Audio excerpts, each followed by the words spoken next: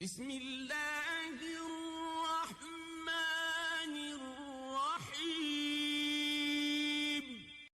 اعوذ باللہ من الشیطان الرجیم بسم اللہ الرحمن الرحیم وقالت اليہود لیست النصارى على شیء وقالت النصارى ليست اليهود على شيء وهم يتلون الكتاب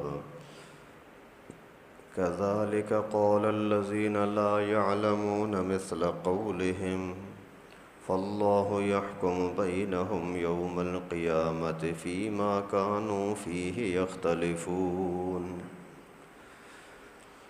ومن أظلم ممن منع مساجد الله أن يذكر فيها اسمه وسعى في خرابها أولئك ما كان لهم أن يدخلوها إلا خائفين لهم في الدنيا خزي ولهم في الآخرة عذاب عظيم صدق اللہ العلی العظیم۔ سورہ بقرہ کا 14واں رکوع ہے۔ اس میں بھی اللہ تعالیٰ نے یہود اور نصارہ کی شرارتیں، جن کی وجہ سے مسلمانوں کو، عوام کو، انسانوں کو گمراہ کرنے کی کوشش کرتے تھے، اس کا تذکرہ فرمایا ہے۔ بار بار اللہ تعالیٰ نے انہی شرارتوں کا تذکرہ کیا۔ میں نے کافی مرتبہ آپ کو اس کی وجہ بھی بتائی۔ خود اللہ تعالیٰ نے بتلایا کہ ان کا تذکرہ اتنا زیادہ کیا کیوں، ان کی شرارتوں کا تذکرہ اتنا زیادہ کیا کیوں۔ وجہ یہ ہے کہ آپ کے قوم میں بھی، آج کے زمانے میں بھی اس طرح کے شرارتی لوگ ہوں گے جو کسی نہ کسی طرح سے وسوسے ڈال کر کے، شبہے ڈال کر کے لوگوں کو اسلام سے دور کرنے کی کوشش کریں گے۔ اگر آپ ان کی باتوں میں آ گئے تو جس طرح سے ان پر لعنت برسی، اسی طرح سے تم بھی لعنت کے حقدار بن جاؤ گے۔ اللہ تعالیٰ حفاظت فرمائے۔ اور ان لوگوں نے بھی اللہ کے نبیوں کے ساتھ دشمنی کی، اللہ والوں کے ساتھ دشمنی کی۔ تم بھی اگر ایسا کرو گے تو پھر تمہارا اور ان کا انجام ایک ہی طرح کا ہوگا۔ وقالت الیہود لیست النصارى علی شیء۔ اللہ تعالیٰ فرماتے ہیں یہودی کہتے ہیں کہ نصرانی تو کسی دین پر نہیں ہے۔ وقالت النصارى لیست الیہود علی شیء۔ اور نصرانی عیسائی کہتے ہیں کہ یہودی کوئی کسی چیز پر، کسی مذہب پر تھوڑی ہے۔ وہم یتلون الکتاب، حالانکہ وہ خود اپنی کتابوں میں پڑھتے رہتے ہیں۔ کذالک قال الذین لا یعلمون مثل قولہم۔ اسی طرح سے وہ لوگ بھی باتیں کرتے ہیں جو کچھ اللہ کے آسمانی کتابوں کو جانتے ہی نہیں ہیں۔ فاللہ یحکم بینہم یوم القیامۃ فیما کانوا فیہ یختلفون۔ پھر اللہ ہی فیصلہ کریں گے ان کے درمیان قیامت کے دن ان کے اس جگڑنے والی چیزوں کا۔ لوگوں کو بھٹکانے کے لیے، گمراہ کرنے کے لیے، یہود کہتے ہیں کہ عیسائیوں کا دین کے ساتھ کیا واسطہ ہے، دین پر تو ہم ہیں۔ عیسائی کہتے ہیں کہ یہود کا دین کے ساتھ کیا تعلق ہے، دین پر تو ہم ہیں۔ اسی طرح سے مشرکین مکہ کہتے ہیں کہ مسلمانوں کا دین کے ساتھ کیا تعلق ہے، نبی پاک کا دین کے ساتھ کیا تعلق ہے، دین پر تو ہم ہیں۔ اللہ رب العالمین فرماتے ہیں کہ ان کو کتاب کے ذریعے سے بتلایا بھی گیا ہے، موسیٰ بھی برحق، عیسیٰ بھی برحق، حضرت رسول اللہ صلی اللہ علیہ وسلم بھی برحق، لیکن وہ اپنی انا میں آ کر کے، تکبر میں آ کر کے دوسروں کی توہین کرتے ہیں اور ان کے خلاف نفرتیں بھڑکاتے ہیں۔ یہودی ظالم حضرت عیسیٰ کی دشمنی میں اتنا آگے چلے گئے کہ حضرت عیسیٰ کو نعوذ باللہ گالیاں دینے لگے۔ یہاں تک کہ قتل کرنے کی کوششیں کی، اور عیسائیوں نے پھر یہودیوں کے ساتھ اتنی دشمنی کی کہ حضرت عزیر علیہ السلام کو، حضرت موسیٰ علیہ السلام کو گالیاں دینے لگے، نعوذ باللہ، اور جو ان کا عبادت خانہ تھا بیت المقدس، اس پر جا کر کے حملہ کیا اور ان کو توڑ دیا۔ یہودیوں کو، ہزاروں لاکھوں یہودیوں کو عیسائیوں نے قتل کیا۔ تو اللہ تعالیٰ فرماتے ہیں آپ کا حساب کتاب میرے پاس ہوگا، آپ اگر مان لیتے ہو تو ٹھیک، نہیں مانتے تو اللہ تعالیٰ کی پکڑ سے بھاگ نہیں سکتے۔ وَمَنْ أَظْلَمُ مِمَّنْ مَنَعَ مَسَاجِدَ اللَّهِ أَنْ يُذْكَرَ فِيهَا اسْمُهُ وَسَعَى فِي خَرَابِهَا، اور کون ہو سکتا ہے اس سے بڑا ظالم جو اللہ کے گھر میں مسجد میں آنے سے روکے اور اللہ کا نام مسجد میں لیا جائے اسی کے لیے رکاوٹ بنے اور مسجد کو ویران کرنے کی کوشش کرے۔ اولئک ما کان لہم ان یدخلوها الا خائفین، یہ وہ لوگ ہیں دشمن جن کے لیے یہ حق نہیں کہ مسجد میں داخل ہوں، یہ وہ شرارتی طبقہ ہے جن کو مسجد میں داخل ہونے کی اجازت ہی نہیں ہے، اگر داخل ہوتے ہیں تو خائفین، خوف کے ساتھ، عاجزی کے ساتھ۔ لہم فی الدنیا خزی، ان کے لیے دنیا میں بھی رسوائی ہوگی، ولہم فی الآخرۃ عذاب عظیم، اور ان کے لیے قیامت کے لیے بہت بڑا عذاب ہوگا۔ ابھی یہاں خاص تذکرہ تو اس قوم کا ہے جنہوں نے اس زمانے میں مسجد میں آنے سے لوگوں کو روکا، لیکن یہاں حکم عام ہو گیا، آج بھی قیامت تک کے لیے بھی یہی حکم ہوگا کہ اللہ رب العالمین فرماتے ہیں کہ سب سے بڑا ظالم وہ ہے، اس سے بڑا کوئی ظالم ہو ہی نہیں سکتا جو مسجد میں آنے سے لوگوں کو روکے، مسجد میں اللہ کا نام لیا جائے اسی سے لوگوں کو روکے، سب سے بڑا ظالم یہ ہے۔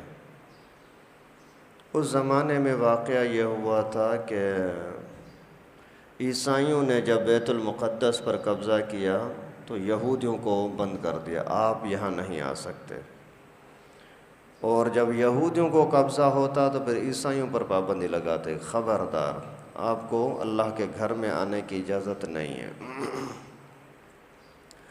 تو اس زمانے کے اندر دونوں مذہب چلتے تھے، کوئی زبور پر چلے تو بھی ٹھیک، کوئی انجیل پر چلے تو بھی ٹھیک، تورات پر چلے تو بھی ٹھیک، لیکن اس امت میں جب رسول اللہ صلی اللہ علیہ وسلم تشریف لائے تو پھر پہلے والے ساری شریعتیں منسوخ کر کے اور اس شریعت کو باقی رکھا گیا۔ اس زمانے کے اندر یہ حکم تھا کہ جو بھی جسی بھی نبی کے اوپر کے طریقے پر چلے جائز ہے، اور اس امت کے لیے یہ حکم ہے کہ صرف اور صرف رسول اللہ صلی اللہ علیہ وسلم، یہاں تک کہ اگر کوئی بندہ یہودی، واقعی یہودی ہے، اپنے دین پر اچھی طرح سے چلنے والا ہے، پھر بھی اس کا دین قبول نہیں، کیونکہ پیغمبر کریم کے آنے کے بعد پہلے والے دین منسوخ ہو گئے۔ یہاں تک کہ اللہ کے نبی اگر خود تشریف لائیں تو بھی پیغمبر کریم کے دین پر چلنا ہوگا، اپنی مذہب پر نہیں چل سکتے۔ جیسے حضرت عیسیٰ علیہ السلام، باقاعدہ اللہ رب العالمین نے عالم ارواح کے اندر یہ وعدہ لیا کہ اگر آپ کے نبوت کے زمانے میں میرا آخری محبوب نبی حضرت محمد مصطفیٰ صلی اللہ علیہ وسلم وہ تشریف لائیں تو آپ اسی کی تابع داری کرو گے، تو جب نبی کو اپنی شریعت پر چلنے کی اجازت نہیں پیغمبر کریم کے آنے کے بعد، تو پھر کسی اور کو بھی اجازت نہیں ہے۔ تو آج کے زمانے میں یہی ہے، اگر اپنے عبادت خانے کے اندر وہ کیا بھی عبادت کرتے ہیں تو ہمیں ان کا توڑنے کی اجازت نہیں، لیکن ہماری مسجدوں کے اندر آ کر کے وہ اپنی عبادت کرتے ہیں تو ان کی اجازت نہیں، ان کو منع کر دیا جائے گا۔ اور ہماری مسجدوں کے اندر اگر کوئی بندہ کسی بھی طرح سے رکاوٹ ڈالتا ہے، بھائی دروازہ بند کر دو، نمازی نہ آئیں، جیسے یہ کرونا کے اندر مسلمان حکمرانوں نے اسلام کے ساتھ کیا تھا، مارکیٹیں کھلی ہوئی ہیں اور مسجدیں بند ہیں، جہاں سے رحمتیں آ سکتی ہیں، جہاں سے اللہ تعالیٰ کو ٹھنڈا کر سکتے ہیں، ناراضگی کو بجھا سکتے ہیں دعاؤں کے ذریعے سے، وہ راستہ ہی بند کر دیا۔ بھائی مسجدوں میں نہ آؤ، مدرسوں میں نہ آؤ۔ تو اللہ رب العالمین نے فرمایا ان سے بڑا ظالم کون ہو سکتا ہے جو مسجدوں میں آنے سے لوگوں کو روکے۔ آج کے زمانے میں بھی اس طرح سے ہیں لوگ۔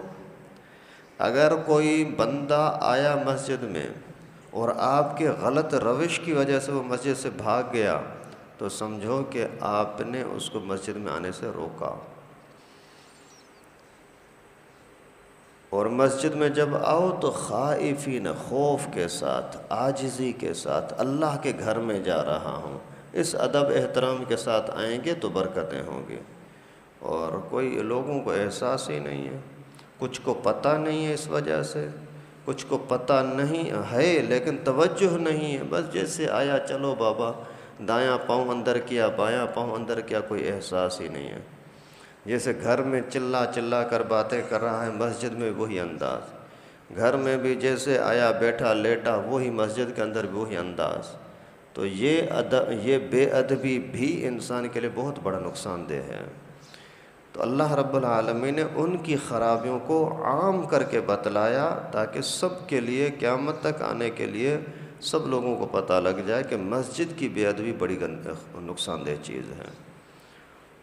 وَلِلَّهِ الْمَشْرِقُ وَالْمَغْرِبُ، مشرق ہو یا مغرب ہر طرف اللہ ہی کا ہے۔ فَأَيْنَمَا تُوَلُّوا فَثَمَّ وَجْهُ اللَّهِ، پھر جس طرف بھی آپ رخ کریں گے وہیں اللہ کی ذات ہے۔ ان اللہ واسع علیم، یقیناً اللہ تبارک و تعالیٰ کشادہ بھی ہیں، علم والے بھی ہیں۔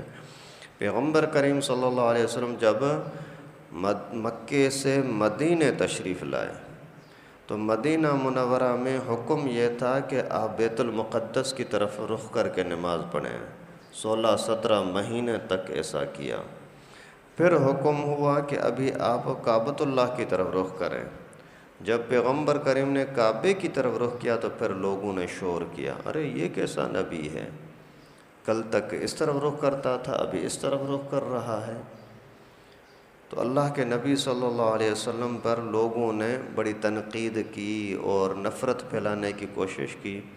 اللہ تعالیٰ نے ان کے لیے فرمایا کہ مشرق ہو یا مغرب، یعنی بیت المقدس کی طرف رخ کریں یا کعبۃ اللہ کی طرف رخ کریں، سب اللہ کے ہیں۔ اور آپ کے اخلاص کو، دل کو اللہ رب العالمین دیکھتے ہیں۔ اگر آپ کا دل اللہ کو راضی کرنے والا ہے تو اللہ تعالیٰ قبول فرمائیں گے۔ اگر آپ کے دل میں شرارت ہے تو پھر کعبۃ اللہ میں اندر بیٹھ کر کے ابو جہل کی طرح سجدے کرو، عبادت کرو تو بھی کوئی کسی کام کی نہیں ہے۔ آج بھی یہی حکم ہے۔ اگر مسجد میں پڑھتے ہو تو کعبۃ اللہ کو رخ چھوڑ کر کے کہیں اور کرو گے جائز نہیں ہے۔ اور اگر کہیں بھی باہر جا کر کے نماز پڑھ رہے ہو جہاں آپ کو مسجد سے باہر ہو تو بھی آپ کو کعبۃ اللہ کی طرف رخ کرنا پڑے گا۔ لیکن اگر ایسی جگہ پر ہو جہاں آپ کو بالکل پتہ نہیں لگ رہا کعبۃ اللہ کس طرف ہے، کوئی بندہ بھی نہیں ہے کہ آپ اس سے پوچھ لیں کہ میں یار کعبۃ اللہ کہاں ہے، میں اس طرف رخ کروں، اگر کوئی پتہ نہیں لگتا، جہاں بھی آپ نے رخ کیا اپنی عقل کے حساب سے آپ نے سمجھا شاید اس طرف کعبۃ اللہ ہے، یوں کر کے نماز پڑھنا شروع کی، نماز ہو جائے گی۔ اور اسی طریقے سے کشتی میں آپ جا رہے ہیں، اگر آپ نے نماز شروع کی، ابھی نماز میں کھڑے ہوئے ہیں، آپ نے شروع کے اندر تو کعبۃ اللہ کی طرف رخ کیا لیکن آگے پھر آہستہ آہستہ کشتی گھومتی گئی، آپ کو محسوس نہیں ہوا، نماز ہو جائے گی۔ محسوس نہیں ہوا تو نماز ہو جائے گی، لیکن اگر محسوس ہو رہا ہے کہ ابھی کشتی گھوم رہی ہے تو پھر آپ کو گھومنا پڑے گا۔ اصل چیز یہ ہے کہ اینما تولوا فثم وجہ اللہ، جہاں کہیں بھی آپ رخ کرو گے وہیں اللہ کی ذات ہے۔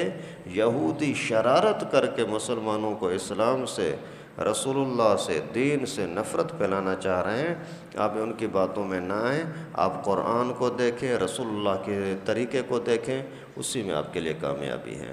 اللہ تعالیٰ سے دعا ہے کہ ہم سب کو قرآن کو سمجھنے کی توفیق نصیب فرمائے۔ یہودیوں کی شرارتیں یا آج کے مسلمانوں کی شرارتیں یا مسجدوں کو غیر آباد کرنے والے شرارتی لوگوں کی شرارتیں، اللہ تعالیٰ ان کو سمجھنے کی توفیق نصیب فرمائے اور ان کے شر سے ہم سب کو اپنے فضل و کرم سے محفوظ فرمائے۔ وآخر دعوانا الحمد للہ رب العالمین۔